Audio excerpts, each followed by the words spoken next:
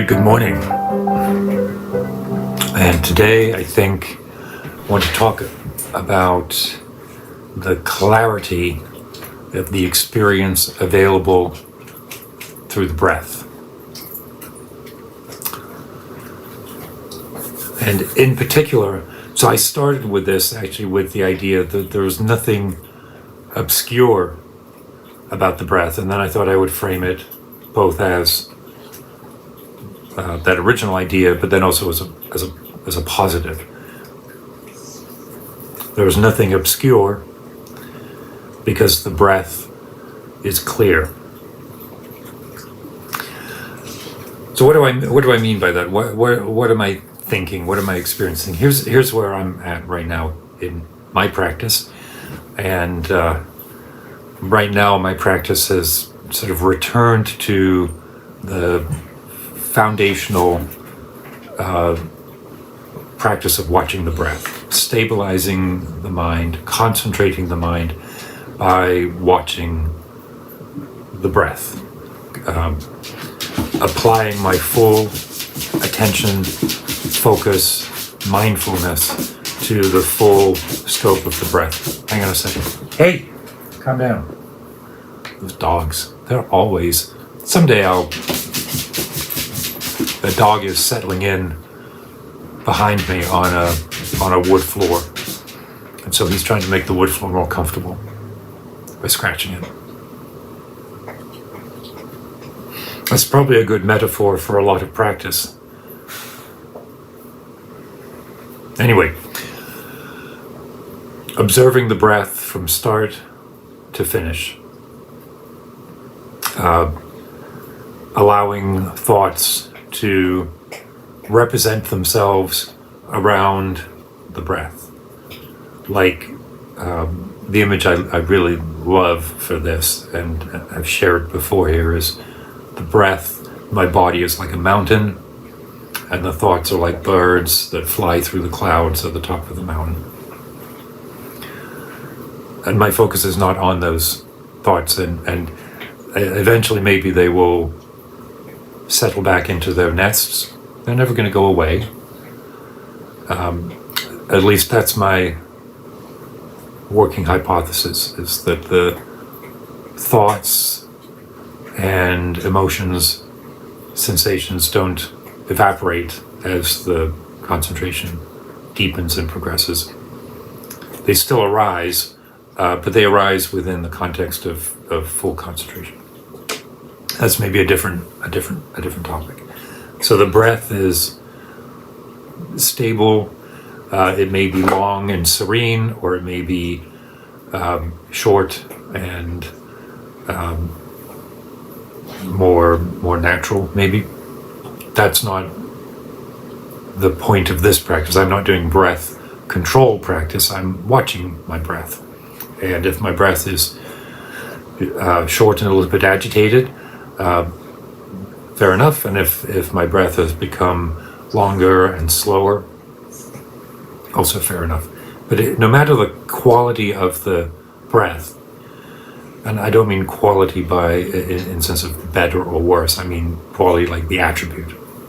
Regardless of the attributes of the breath, one of the first points I notice as I'm beginning to pay more attention, as I'm becoming less distracted, is that at the end of the breath, at the full exhale, there is a series of twitches, and I don't have a better word for them, because it's not physical. It's not like I'm physically twitching.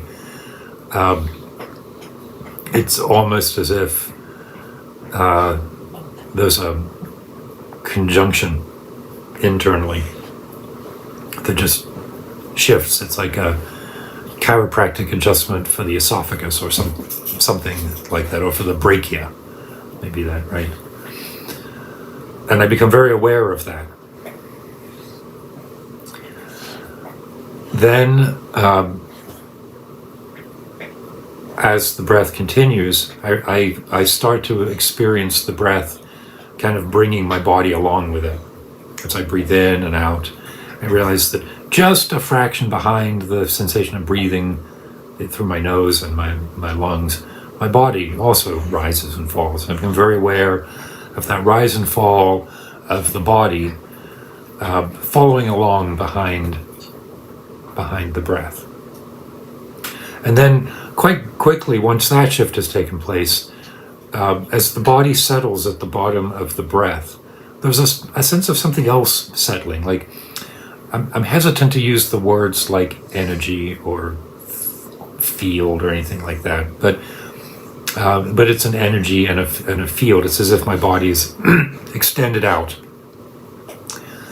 which, fair enough, that makes sense, right? We have other practices where we observe the body as a formation of sensations, not limited by what we think of as our form, as our skin, but really what are we experiencing as pressure and tingling and heat or pain or pleasure, a mandala of sensation that is the current body.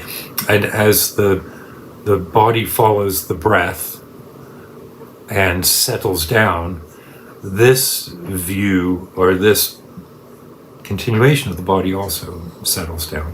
But there's no edge to that. And that's maybe the point I'm focused on right now, is that as that extension of the body sensation settles down after the breath, there's no point where I can say that it ends. There's a point where I'm not aware of it, but it's a focus and a diligence, right? It's an application of mindfulness that causes that, not that there's actually a real end of it. Like my breath, where does my breath end when it's exhaled? And where do the sensations of my body really end when they settle down? So I'm noting this now here, and during the practice session, I'm focused, I'm concentrating, and aware of these experiences, but trying to allow them to arise and fall with the breath. The focus is my breath.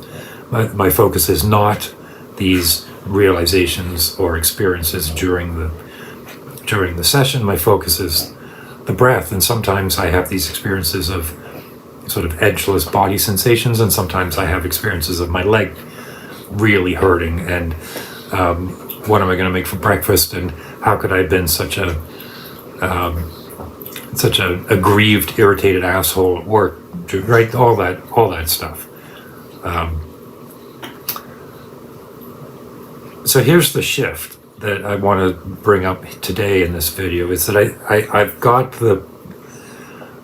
think I've got the narrative backwards, right? I described it as first I settle and I breathe, and then at the bottom of the breath I feel a sort of brachial adjustment, and then I become aware of the weight of my body moving just a little bit behind my breath, and then I get a sense of the body extending out beyond the immediately apparent form.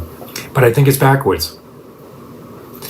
And if I'm really then settled and watching the breath is breathing, right? I am not deliberately saying, now breathe. I'm not controlling the breath. This is not breath control exercise. And if I'm watching the breath is occurring. And I think this is where I'm starting to feel the resonance with language when our teachers say things like, we are waves in an ocean. Because I think that I feel this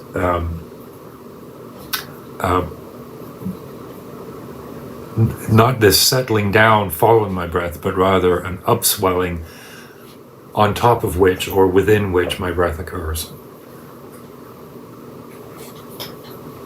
Now,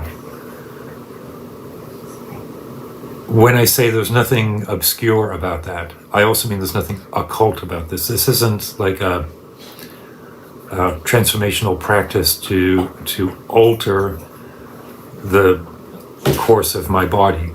It's process. All right, I have to figure out how to edit that. There was a cat in here, and those puppies are very excited when those cats. Where was I?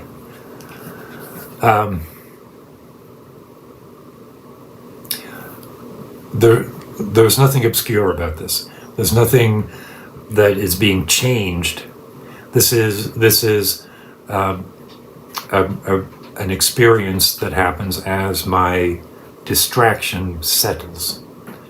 And this feels very important right now for where I'm at with my practice. I'm not changing the nature of my breath or changing the nature of my relationship with the cosmos. I am settling, like the other image that I particularly love, along with the mountain and the birds, is water filled with particles that swirls, and as it settles, as it stops swirling, the particles settle and the water becomes clear. Nothing has changed in the nature of the water or the nature of the particles. What's changed is the relationship between the two of them, caused by stillness and a bit of direction, right? Like the teachings are pointing things out. They are not telling me what to do. They are telling me what to look for, because I don't know what to look for. It's like I know how to lift things up, but I don't know how to deadlift 500 pounds. I would need a coach to show me how to do all of those things. And just like with physical training, if I don't do the necessary practices of physical and mental discipline, I won't be able to lift the weight. And if I don't pay attention to the pith instructions that point out within the vast array of experience which ones to look for. These are all normal daily parts of our experience, but we don't start off knowing what to look for. We get distracted by the karmic obscurations, by the nature of our thoughts, by the nature of our emotions. And so we live with those, because we do. We live in that world. But we have to also be able to recognize the moments that are in between those, and then when it is time to practice, to focus on those and to stabilize and mature that equilibrium. So that's where I'm at today, and let me see what damage those dogs did. That poor cat was sitting up on top of the piano, minding her own business. And the dogs hadn't noticed that she was there. And she stretched up, and they noticed her. And then that was it. So, as always, share this video if you know anyone who might find it interesting. I hope you're finding these useful. Please let me know if you have questions or comments, feedback. If you're having similar experiences or similar points along the way of practice, I'd love to hear either in the comments or drop me an email. Keep your wits about you.